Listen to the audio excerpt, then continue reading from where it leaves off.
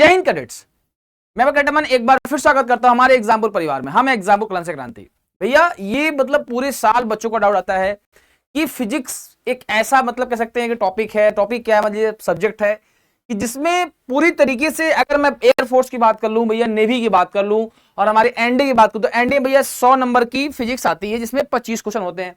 Navy में मोटा मोटा लगभग 25 में से 20 क्वेश्चन फिजिक्स के आते ही आते हैं और एयरफोर्स तो भाई 25 का तो लेके बैठा ही है। साथ में हम बात करें भैया हमारे आर्मी में चाहे टेक्निकल हो गया मतलब कोई भी डिफेंस, ऑल डिफेंस एग्जाम, इसलिए मैंने लिख दिया भैया पहले कि all defence exam physics most important chapter and topics, हर बार पूछे गए सवाल जिससे हर बार प्रश्न पूछे जाते हैं वो सारे टॉपिक्स मैं आज आपको बताऊंगा। नियर अबाउट 7-8 मिनट वीडियो होने वाली है। जो मैं बता दूं बेटा, अगर आप इतना ही टॉपिक 2D मतलब टॉपिक कह लीजिए या चैप्टर्स कह लीजिए तैयार कर लेते हैं तो इस बात की 100% गारंटी है भैया, 100 क्या 500% गारंटी है कि आप पूरी तरीके से अपने एग्जाम में बेहतर से बेहतरीन स्कोर कर पाएंगे। यानी मान लीजिए मैं बात करूं एयरफोर्स की तो 25 में 20 में तो दागी है ही नहीं, नेवी में भैया 20 में 17-18 दागी है ही नहीं, बात करें एनडीए की तो भाई 100 में 80 प्लस ही आएंगे, ये बात की मेरी गारंटी है। और आप जानते हैं जो भैया कहता है वो 100% सच होता है, क्योंकि मैंने आपसे क्या रखा है कि मंजिल का रास्ता आपको वही दिखाएगा जो खुद मंजिल तक जाके आया हो। अब जिसने कभी मंजिल देखा ही नहीं, जो कभी एग्जाम में बैठा ही नहीं, जो कभी तैयारी किया ही नहीं, वो आपको क्या ही बताएगा। तो भैया आप अपनी तारीफ बहुत करते हो, ऐसी बात नहीं, देखो मैं जो ट्रुथ होता है वही बोलता हूं। तो आइए आपको जो टॉपिक्स है मैं आपको एक बार फिर से दिखा दे रहा हूं। भैया टॉपिक क्या है, मोस्ट इंपॉर्टेंट टॉपिक मैं ऑलरेडी लिख दिया भैया, most important chapter and topic for of physics. तो पहले मैं 11th के मतलब एकदम बेस फर्स्ट चैप्टर से स्टार्ट करता हूं। अगर मैं बात करूं भैया चैप्टर नंबर फर्स्ट की तो इसमें क्या लिखा है भैया, इसमें ऑलरेडी पहले ही बोल रखा है यूनिट एंड डायमेंशन। जी हां, इससे हर बार प्रश्न पूछे गए हैं, हर बार कोई भी एग्जाम हो। और उसमें जो आती है हमारी फंडामेंटल यूनिट्स आती है, जैसे हमारे पास फंडामेंटल डायमेंशन, फंडामेंटल आप कहते हैं क्वांटिटीज हो गई, ये इससे हर बार प्रश्न पूछा जाता है। और डायमेंशन से भी क्वेश्चन आता है, जानते हैं कभी कदार इधर से क्वेश्चन आता है तो उसको मैं उतना इंपॉर्टेंट नहीं रखा हूं कि कभी क्वेश्चन बनते नहीं बनते, आप पढ़े क्वेश्चन बना नहीं बना, आप कहते भैया तो बताया क्वेश्चन बना ही नहीं, तो कोई दिक्कत की बात नहीं। आगे चलते हैं और कौन चैप्टर है मोशन इन स्ट्रेट लाइन, जिसको हम 1D 1 डायमेंशन का नाम जानते हैं। अब तो भैया ये बहुत बड़ा है, लेकिन भैया ऐसे टॉपिक्स बताइए जिससे क्वेश्चन बनते ही बनते हैं। वो टॉपिक क्या है, एवरेज स्पीड हो गई आपकी, एवरेज वेलोसिटी हो गई आपकी, एक्सेलरेशन हो गया। तो ये ऐसे चुनिंदा टॉपिक्स हैं motion in straight line 1D में जिससे प्रश्न बनना ही बनना है, 100% तय है। नेक्स्ट हम जंप करते हैं भैया मोशन इन अ प्लेन, जिसको हम 2D बोलते हैं। भैया मोशन इन प्लेन में कौन कौन से टॉपिक है, उसमें बेटा हमारे पास वेक्टर, मोस्ट इंपॉर्टेंट क्वेश्चन बनना ही बनना है। और आपने भी एग्जाम दिया है तो आप भी जानते हैं भैया क्वेश्चन बनता ही बनता है। नेक्स्ट मैं बात करूं भैया हमारा क्या रहने वाला है, circular motion, circular motion, vector and circular motion. देखो इसमें आता है प्रोजेक्टाइल मोशन भी आता है, लेकिन मैं थोड़ा इसको निगलेक्ट कर दिया, क्यों, कभी कभी क्वेश्चन बनता है क्वेश्चन नहीं बनता है। लेकिन वेक्टर एंड सर्कुलर मोशन ये ऐसे टॉपिक्स हैं जिससे भैया क्वेश्चन बनने तय हैं गारंटी के साथ। नेक्स्ट बात है लॉ ऑफ मोशन। देखो लॉ ऑफ मोशन बहुत बड़ा है, लेकिन उसमें कुछ ऐसे चुनिंदा टॉपिक्स हैं। वो टॉपिक्स क्या है भैया, मैं बात करूं तो पहला टॉपिक आपका आता है फ्रिक्शन। जी हां, घर्षण, फ्रिक्शन। सच कमेंट करके बताना कि फ्रिक्शन से कितने क्वेश्चन एग्जाम में बनते हैं, 2 से 3 बनते ही बनते हैं। अगला हम बात करते हैं भैया न्यूटन्स लॉ ऑफ मोशन, ये भी हमारा इंपॉर्टेंट चैप्टर है। नेक्स्ट आओ, अब आते हैं हम आगे के चैप्टर्स बढ़ते हैं। पूरा मैंने आपको पूरी तरह से समरी ले रखा है। वर्क, एनर्जी एंड पावर, इसमें आपको पढ़ना है। वर्क जानते हैं हर बार क्वेश्चन पूछा गया भैया, वर्क, एनर्जी एंड पावर से आगे क्वेश्चन पूछा ही जाएगा। इसमें एक टॉपिक आता है कोलिजन। जी हां, perfect elastic collision, in elastic collision, perfect, उसमें ई का मान जो कोफिशिएंट ऑफ रेस्टिट्यूशन, ठीक है, उसका ई की वैल्यू कहां 0 होती है, कहां 1 होता है, हर बार पूछा जाता है और आगे भी एग्जाम में आएगा ही आएगा, ये 100% तय है। आगे हम बात करते हैं ग्रेविटेशन।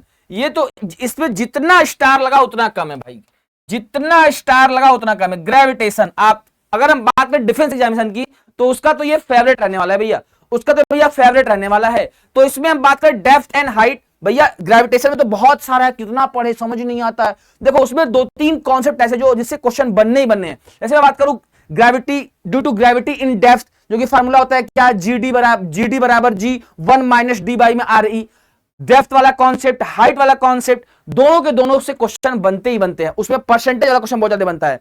और हम बात करें एक ऑर्बिटल वेलोसिटी और एस्केप वेलोसिटी, इसकी वैल्यू क्या होती है, इसमें क्या चेंज करते हैं, किसकी वजह से इसमें चेंजेस आता है, किस पे डिपेंड करता है, किस पे डिपेंड नहीं करता है। तो ये सारे प्रश्न ग्रेविटेशन से बहुआ बनते ही बनते हैं श्योर। नेक्स्ट हम बात करें मैकेनिकल प्रॉपर्टी ऑफ फ्लूइड। अब इसमें कौन से भैया, ये तो भैया बहुत ज्यादा बड़ा चैप्टर है, लेकिन कौन कौन से टॉपिक पढ़ने हैं, ये तो चैप्टर हो गया। टॉपिक में बात करूं तो टॉपिक आप सरफेस टेंशन पढ़ लीजिए, विस्कोसिटी पढ़ लीजिए, ये थोड़ी बहुत टॉपिक कैपिलरिटी भी भैया अपना इंपॉर्टेंस काज करता है, लेकिन बर्नौलीज इक्वेशन हो गया, पास्कल लॉ हो गया, तो जब आप सरफेस टेंशन और विस्कोसिटी पढ़ने जाएंगे तो उसमें लगभग ओवरऑल टॉपिक्स कवर हो जाते हैं, तो मैंने उसको नहीं लिखा है। बाकी बर्नौलीज प्रिंसिपल और पास्कल लॉ भी फ्लूइड वाले में बहुत इंपॉर्टेंट है। हर बार क्वेश्चन पूछा है कि बर्नौलीज प्रिंसिपल किसके प्रिंसिपल पे कार्य करता है, तो भैया वो एनर्जी कंजर्वेशन, ऊर्जा संरक्षण पे आधारित है। तो ऐसे करके मतलब बहुत सारे प्रश्न पूछे गए हैं।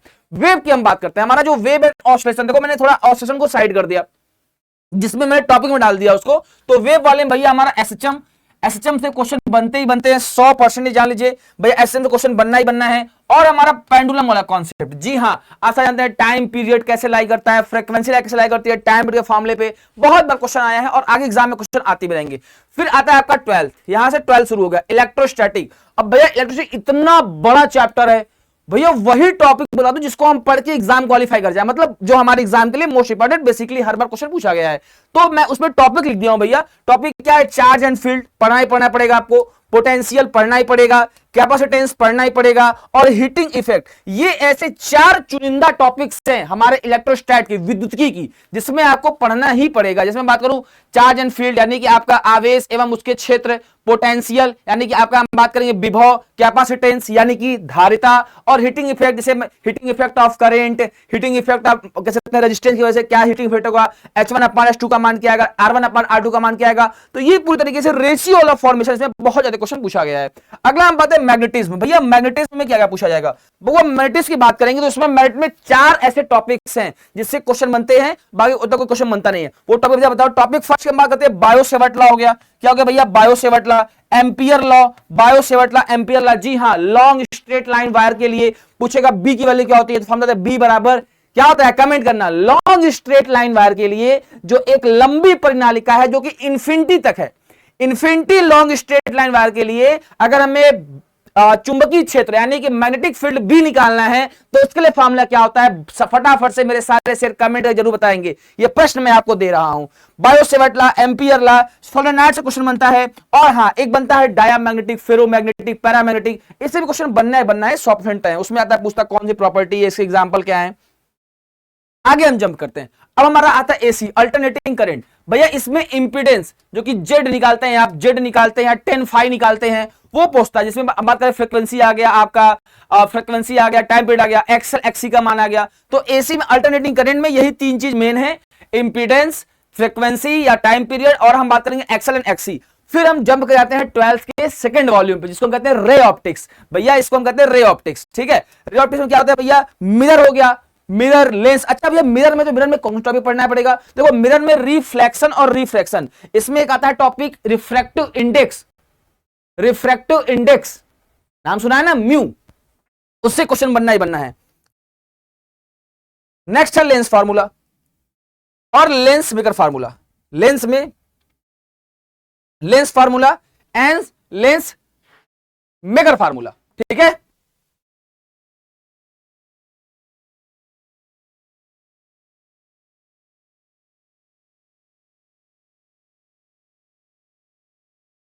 ठीक है भैया, lens formula and lens maker formula. आगे हम बात करते हैं वेव ऑप्टिक्स।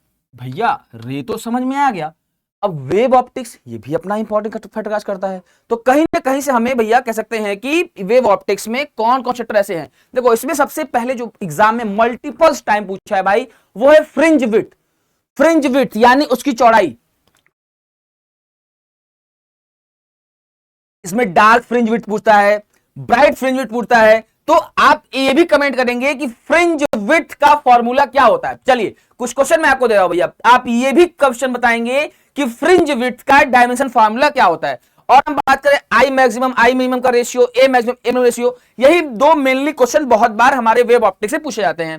फिर आता है एटम एंड न्यूक्लियस। क्या आता है भैया, एटम एंड न्यूक्लियस, जिसमें रेडियो एक्टिविटी हो गई, अल्फा रे स्कैटरिंग। अब एटम इतना बड़ा चैप्टर है, उसमें दो मेन पढ़ लेना। पहला पढ़ लेना रेडियो एक्टिविटी, इससे क्वेश्चन बहुत बार आता है, और अल्फा रे स्कैटरिंग, जिसमें कि आपका पूरा एक्सपेरिमेंट बताए थे, कौन, रदरफोर्ड साहब बताए थे पूरा एक्सपेरिमेंट, मतलब पूरी तरीके से एटम्स का स्ट्रक्चर डाल्टन से लेके आपके कहां तक भैया, डाल्टन से लेकर डाल्टन, फिर उसके बाद हमारे कौन था, थॉमसन बताए थे, फिर भैया आए थे रदरफोर्ड, और फिर लास्ट में बताए थे नील्स बोहर। पूरा वही कॉन्सेप्ट पढ़ लेना।